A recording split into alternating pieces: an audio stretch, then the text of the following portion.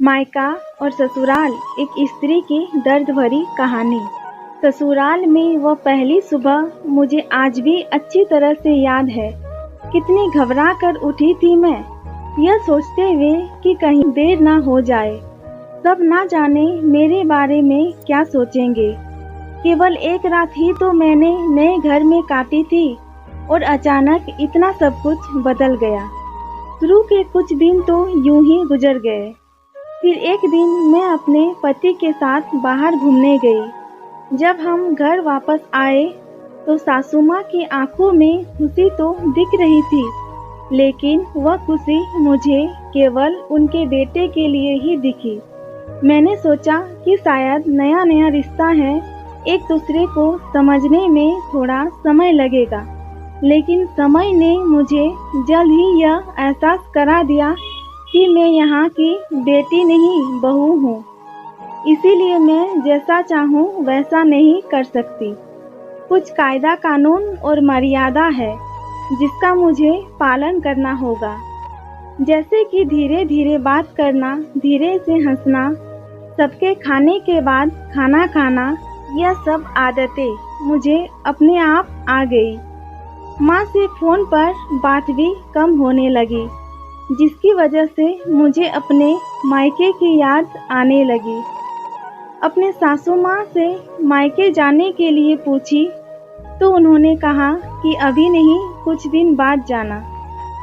जिस पति ने शादी के समय मेरी माँ पापा से कहा था कि आपकी बेटी पास में ही तो है, कभी भी आ जाया करेगी, अब उसके भी सुर बदल गए।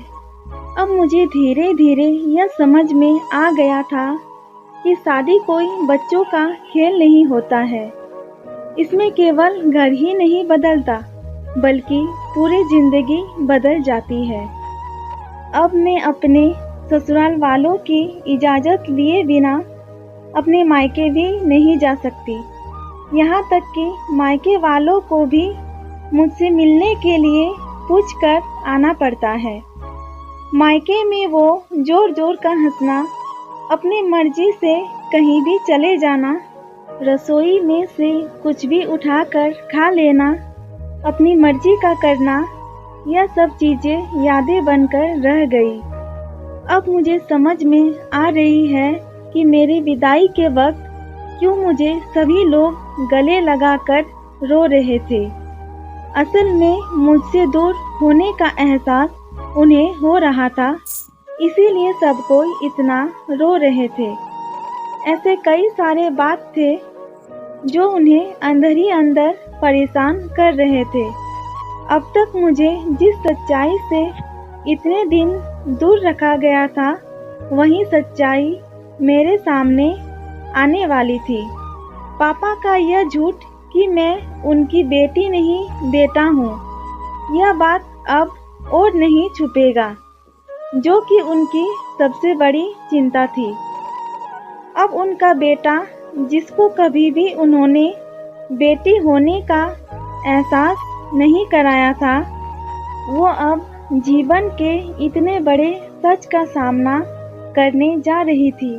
वही माँ को भी यह चिंता सता रही थी कि उनकी बेटी अभी तक घर के कोई एक काम भी नहीं क्या करती है, लेकिन अब वह पूरे परिवार की जिम्मेदारी कैसे उठाएगी।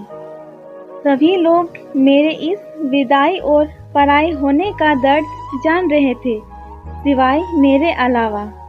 इसीलिए सब कोई इतने रो रहे थे। लेकिन आज मुझे समझ में आ गया कि उनका रोना गलत नहीं था।